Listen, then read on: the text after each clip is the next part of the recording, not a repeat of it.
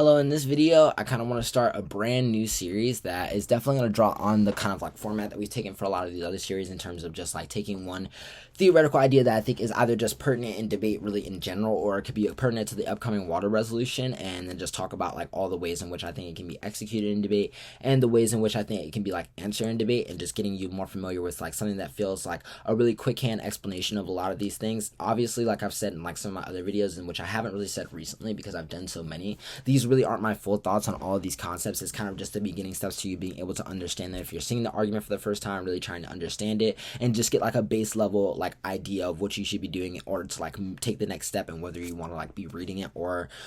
answering it. And so hopefully this kind of series will be helpful in the same way. In this particular series or set of videos, I want to talk a little bit about accelerationism. Accelerationism is a really interesting way to talk about how people are kind of like developing this literature base that exists under like the branch of a lot of like Marxist criticisms. I think that talking about accelerationism is really important on any topic that involves like conversations centered around the environment, because one of the key places that people are talking about accelerationism is in the context of like green tech and stuff like that. And so I think that really talking about just the idea of like technology capitalism and the relationship that has to like things like time accumulation, dispossession, etc., are all extremely important in terms of like the upcoming water resolution, at least to kind of have on your mind. And I think that can definitely be taken up in a variety of ways that I want to talk about throughout these videos in order to really give an outlay of like what I think some of the better ways to execute it are, and what I think like the better ways to answer it is, in order so that there's kind of like clarity on both sides.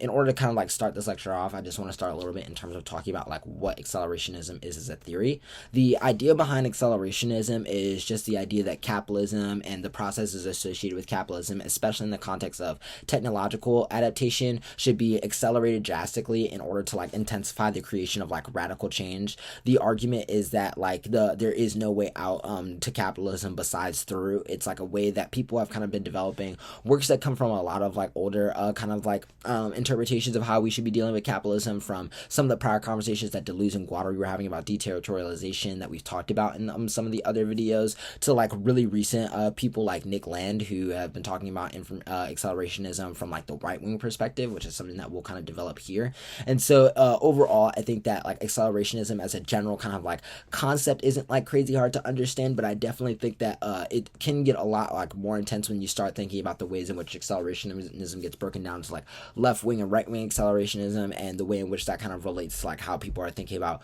various political tactics, because I think that this is a strategy that has like a lot of extremes to it in terms of how it's oriented, and therefore I think also has a lot of really interesting things to say about how people can take up the water resolution from a lot of different angles. And overall, I think it's just like really helpful to talk about when you're talking about accelerationism. The usual thing that you'll hear people divide into like two different variants is like left wing and right wing accelerationism. Left wing accelerationism is the idea of like technological evolution beyond the current restrictions of how like capitalism is thinking about technology. The idea is to like dismantle the current way in which capitalism is using technology in order to like create ways of like policing and like reinforcing capitalism as a structure, and then to like reuse that modern technology to like push us towards like things that are like more socialist, more communist, etc., which is like meant to be seen as something that is like more revolutionary and kind of like allows for the taking of like tactics from like previous historical movements and thinking about the adaptation to them and how we think about the adaptation of technology as a whole, which I think can generally just be a really interesting conversation that I'll talk about a little bit later, and will be like most of what the videos that I'll be doing on this conversation is. When I'm talking about accelerationism, most likely I'm talking about left-wing accelerationism, because you'll kind of see why I won't be talking about right-wing accelerationism in a second. But I think that it's important to know both, so that you have a clear distinction of why like they both exist and the differences between the two of them, and like what types of authors kind of identify with both, so you can like navigate them when you're like citing and cutting your own evidence. But for the sake of like the videos kind of moving forward, it's really important to know that like I'll mostly only be talking about left-wing accelerationism unless I say differently. And so now to talk a little bit about like right-wing accelerationism. Right-wing accelerationism is the idea of like the indefinite intensification of capitalism in order for there to be like basically a way in which humanity exists within like what is being called like technological like singularity, or the idea that like there is kind of like a point where technological growth gets like so big, the development of like AI, etc., that like it's irreversible and uncontrollable, and kind of like molds the way in which we kind of like mold markets for the future. It's something that a lot of people that have written about have also identified with like harder right-wing like social like policies and ideas as well. People like Nick Land have identified this as like a way to think about like the presence of like white nationalists, societal collapse, and like the building of like a white ethno-state, for example. And so people like Nick Land and other right-wing accelerationists are really moving towards a way of thinking about technology as something that I think is much more repressive, and that is meant to kind of like bring about like a lot of the kind of like changes or like the ideas that people generally think of when they're like, what's going to happen in the year like 2035, but like in like the most kind of like far right wing possible. People like neo-Nazis, the American Nazi Party, the and various people kind of like in between have all kind of like taken up ways of thinking about accelerationism and the presence of how we think about the evolution of technology. And so it is meant to say that the idea of like modern society is that it is irredeemable, and so that the only way that we can get the closest to collapsing it is like by the increasing of fascism and the intensification of violence, etc. And so I just generally think that most of the ideals behind that are like obviously unethical, bad, racist, etc. And so I probably won't be talking about far right accelerationism as something that you should be like reading in debates, because I don't think there's probably any debate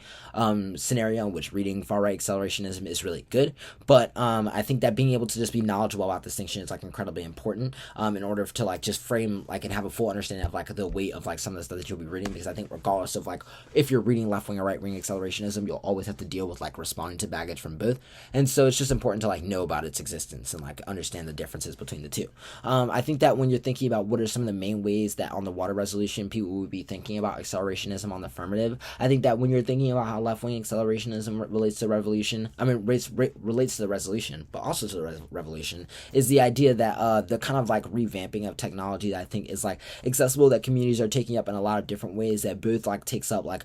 various historical tactics of how people have like redistributed and thought about like the usage of water as something as like a human right and like social good rather than like something that's made for profit, but also like the particular green technologies that's developed in the face of like the creation of water protections, etc. I think can be just a question of just like who has access and how are they being used and developed in ways that don't require the same like privatized forms of like tracking and gathering that are kind of like used to privatize and fund these types of like development of technology now. And I think there are a lot of ways that you can make arguments about like how like a very like far left accelerationist vision of like what we think about like green tech and like its usage and the ability to imagine a world of like green tech or like water is kind of like a social good as something that allows us to create like more ethical ways of like building and thinking about technology now and thinking about it in like a more revolutionary standpoint, which I think is like really possibly strategic in order to like build against a lot of the people that want to stake a lot of their examples in like historicity, because I think a lot of the power with accelerationism is being able to win that like the type of world that we want is something that we have to continually build and only exists in like the pieces of things that are kind of around us,